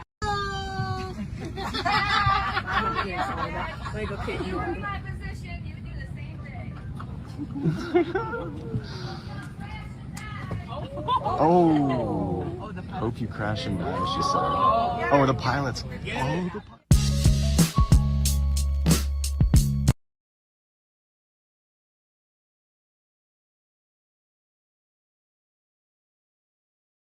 And at this point, the only reason I played that, because this wasn't the same video, But I played it because you can see there is a whole different demeanor. She gets off and says, hope y'all crash and die. The pilot get pissed off. You saw that he comes out of there and blah, blah, blah. But that is totally different from somebody saying that MF over there ain't real. I don't care what y'all say. I'm getting off because that person back, whatever that is back there, ain't real. And if y'all want to die because of whatever, I'm getting off. See, those are two different scenarios. That's all I'm trying to say. Yeah. No, that wasn't the same plane or people. No, that was two different clips. I was just showing a second clip of the same person said, I hope y'all die, and they all laughing because she's getting off the plane, and then the pilot comes out and y'all saw him getting upset. But I'm saying that was totally different from the clip of the lady saying what she saw and her whole demeanor. Like I said, and I know y'all probably don't believe everything, but yeah, I don't know. I think it's kind of one of those deals. Who knows? But somebody told me she didn't choose Spirit Airlines. I know. Roderick, I just read that Carrot Top was on that plane as that woman. I don't even know who Carrot Top is, so whatever that is. I know folks who make it a thing to take pills and drink before a flight. Well, I mean, yeah, I mean, it could be all kinds of little stuff that you can think about from that standpoint, but I don't really know how to go from there. Y'all give a shout out to Marla, 189. She did a little spot there, so give her a quick shout out in the chat as well. But yeah, so Carrot Top is a comedian. I don't know who that is, so I don't know. Never even heard of him. Maybe I've seen him and don't know, but as of right now, I don't know who Carrot Top is or was, at any given point. Too much surgery used. Oh, so it's a guy? All right. So anyway, y'all give Marla a shout out from there. All right. So that kind of concludes. So tomorrow we're going to get into a clip that I'm going to show you some stuff, especially with Linda Moten Howell, as she's talking about this document that I have here in this file that I'm going to show you tomorrow. And I'm going to try to figure out, I don't know how, but I will try to figure out tonight the best way I can to maybe put this in the website. You just put in an email address and it take you to a downloadable file or some kind of way where you can get a copy of this. And maybe I don't need to go through all that. Y'all can care less. But it's going to be good. And we're going to talk about that tomorrow from there. So next week, next Thursday, we have Chung is going to be here, Samuel Chung, okay? I'm going to be interviewing him. You definitely want to definitely check out that interview that we're going to be doing with him and next Thursday. And then after that, all Thursday will be Project Black related. So I have definitely somebody said a Google Drive. Yeah, but then I have to give out a link, right? Or something.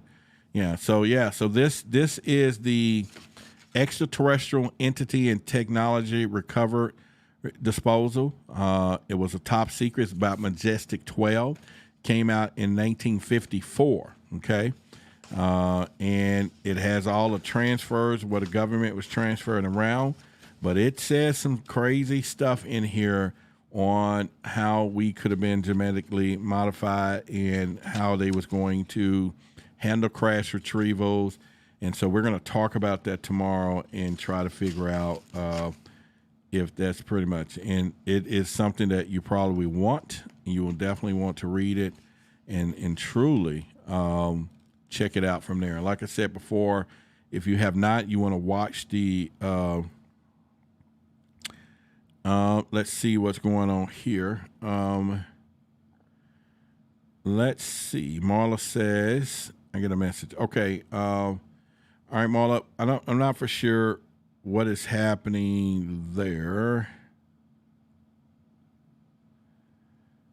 Okay. Yeah. All right. So I'm not really for sure what's going on there. need to change. Yeah, I'm not really for sure, Marla, but whatever's happening, we'll reach out. I think I have, you just, okay, I think your contact number is in here and I'll call. But anyway, so, yeah. So one of the things that I think that, we need to consider when it comes down to this is there is a bigger thing here happening. Wolfman said, Rod, are you redoing the studio? Well, on Wednesday nights, Nikki comes here. I don't know if you're Nikki on Forbidden Knowledge TV, and they use the studio for their podcast, The Mental Strategist, here on Wednesdays. And I just didn't bother to remove the backdrops and all of that stuff for their show, so you'll see my actual bookshelves. However, I do have a whole new news desk thing over here that I need to get it constructed. It's already constructed. It came from AT&T when they used it during the NCAAs, and so it's going to be here, and it's set up for 3 people. So eventually, we will do in-house interviews, live shows where I may have some guests here. Some may be during the day, some maybe not, whatever. And so we will definitely cover that as well. Hopefully, you guys definitely share this video. I'm a brand ambassador with GAIA, so they're going to allow us to, as the truth seekers here, we can use a lot of different clips and things in what we're doing. So we're going to be doing ancient civilizations. We're going to do a lot of stuff. So let me know in the comment section if you do enjoy integrating some of these show clips into what we're talking about and creating our conversation and creating our own perspective and compliments of my partnership with GAIA TV. As well, and so that'll be something that we could do. But I will encourage you, a lot of this stuff, if you want to see it in full throttle, there is a free trial link in the description, and so if you want to hit that, we will get some support from that later on down the road as our channel grows and everything else. And so definitely we could do that. Now this is it's not a real brick. It's a vinyl sheet. It's like a little sheet of tapestry or whatever, but it's a sheet back there. So that's definitely something you could do when it comes down to that. Yeah, and so those are things that we can pretty much. I got you, Jen. We'll talk after the show. So yeah, this is just a little sheet, and like I said, we want to redo the studio and all this stuff pretty much. So, but anyway, it'll probably take a little longer. And like I said, so I'm going to put this out here, and I'll put it out now before we go. As you saw tonight, I didn't do a lot of the what you saw here, which was one of the persons that okay, I'm gonna put it across the screen. The show sponsor was Laura. She gave the first $14.14, and like I say, I normally do that to raise, capital, or not capital, but to survive what we're doing here with the show. And I wanted to try a strategy of, hopefully getting people to encourage to support us through the membership, and then also cut down on those trolls. So one thing can lead to another. As you can see, we didn't get a lot of sponsorship support tonight of the show, which that's something that I look forward to do and need. So that was a decision, but I want to try to create a better environment for all of you so that you can enjoy what's going on with that. Lonnie was here earlier, and she's doing the, Lonnie is one of our monitors or whatever. Not monitors. What do you call it? I forget now. People with the, God, just had a brain freeze, Droney, just that fast. Well, anyway, moderators, I'm sorry. So because there is not a lot of bad stuff happening because of the way I've done it now, where I've switched to only members can chat, we have no trolls and all of that stuff, right? So that probably was probably, and then although some of you are moderators and a lot of you was not doing what you do, some of you are moderators, and that guy was really going. I had about 6 mods in there, and I was like, y'all could cut him out, before I see it. Anyway, thank you, Droney, for support. Thank you, for your support as well. And like I say, so I'm just trying a different way to get things going, but hopefully in time that we will build some stuff together, because I rely on you all. I tell you what, and if it came to a point where, I just couldn't afford to do the show, then I won't be here in the hours in the evenings. I'll probably be out trying to hustle or do what I do, and then I'll do something during the daytime. But we're not at that point today, and we're not going to be there tomorrow, because we're growing and it's what we're doing. And so I just need to look for better ways of us to show you support and everything else. So, all right. So what do y'all think about it today? And this is for my members. What do you think about today that there was a members only chat? And, and what are your sentiments as far as if they're not members? They're, because I know some of y'all chat with some of the other people, but tell me, what y'all think about that, and how did it make this a little more pleasurable chat experience or not? But what are your thoughts and from that before we get out of here, because I do want to take your consensus. And all right, so Sonia said, Diana says she loved it. Great show. The Rod Squad got you. All right. Anyone else? What's your consensus on the member only chat? And like I say, I know it can change some things dynamically, but at this point, I think it gives us a better handle on what we're doing, and we can kind of, see that. Okay. All right. Love it. I like it. I don't mind either way. Wolfman says, yeah, that's cool. Seagrave says, love it too. The chat was good. Maybe one day have everyone popping in. Yeah, it's, we could.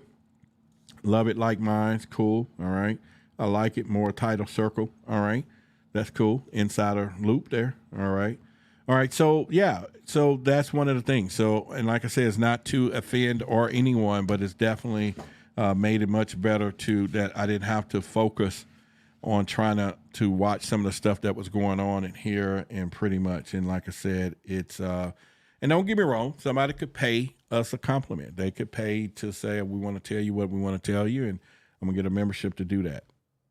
All right. And who would want to spend money to, talk about it in a way? So, and that keeps me, I don't have to really do my little line to my haters, if you hate me, blah, blah, blah, and then you don't even know me, but I can love you without even knowing you as well. So the issue is keeping it members only. You want to be able to pull in new subscribers.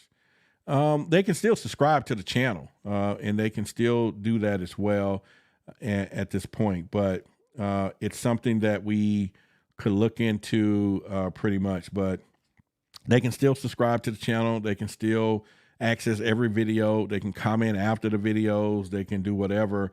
The live stream chat is a little different, and especially when you hear, and, like I said before, last couple of days, a couple of days ago was more of an eye opener, not to care about what he said, but it went on long enough that I didn't see it, and, I didn't catch it. And that's just something that we just cannot tolerate. It doesn't matter. If somebody blatantly want to sit there and just say something stupid, they can do it. And I don't think if we create the content what we're supposed to be doing, some people don't come here to chat. They come here to hear it, get the facts or whatever they want.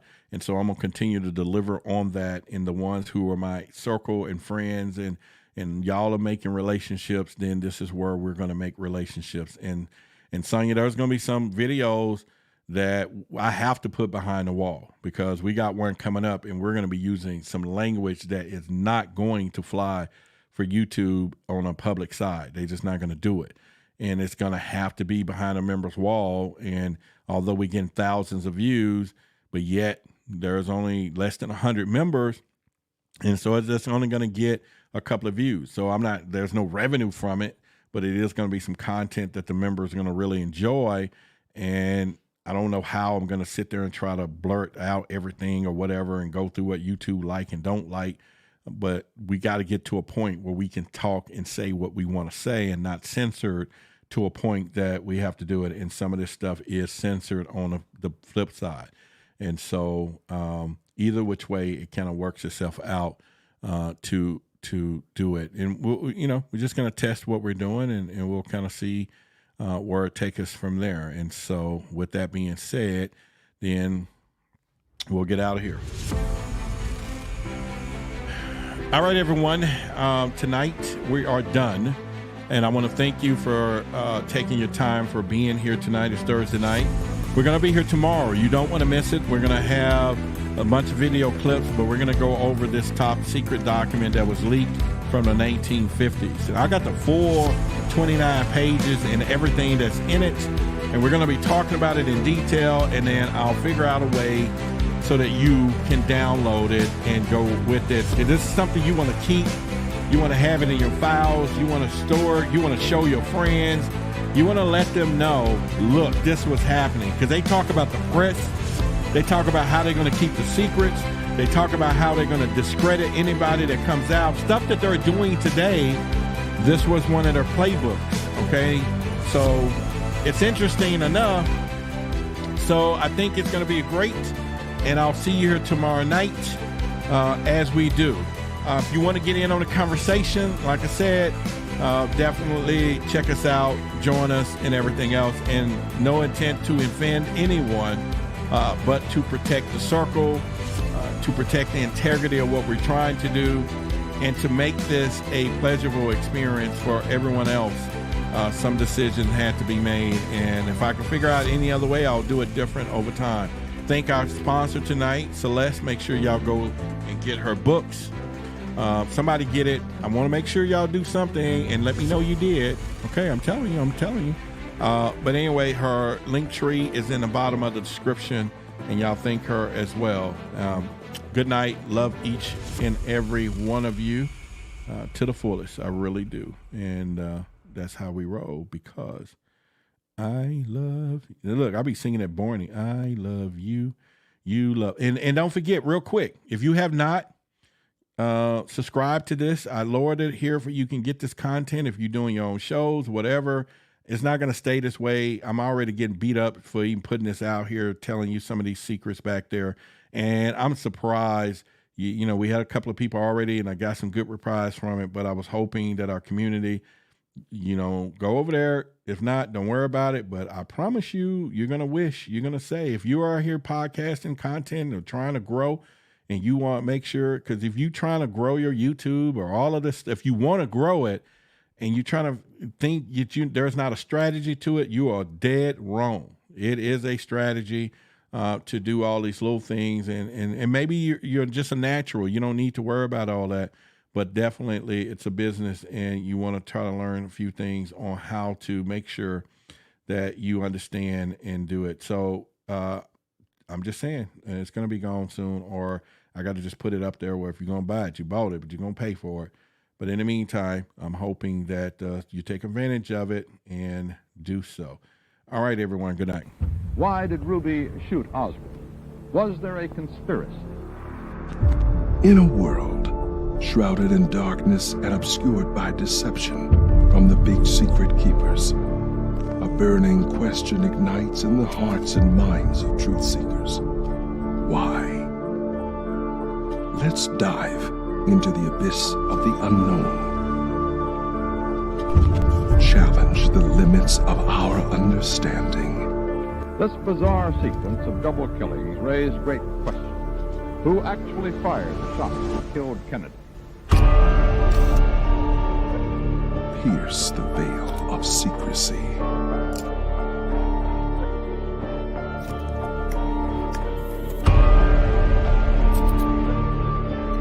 Cattle found dead and the manner of their deaths are a real mystery. Anyone who is concerned about lead in the drinking water in Flint. And venture into the realm of conspiracies and extraterrestrial evidence. A huge explosion now, raining debris on all of us. We better get out of the way!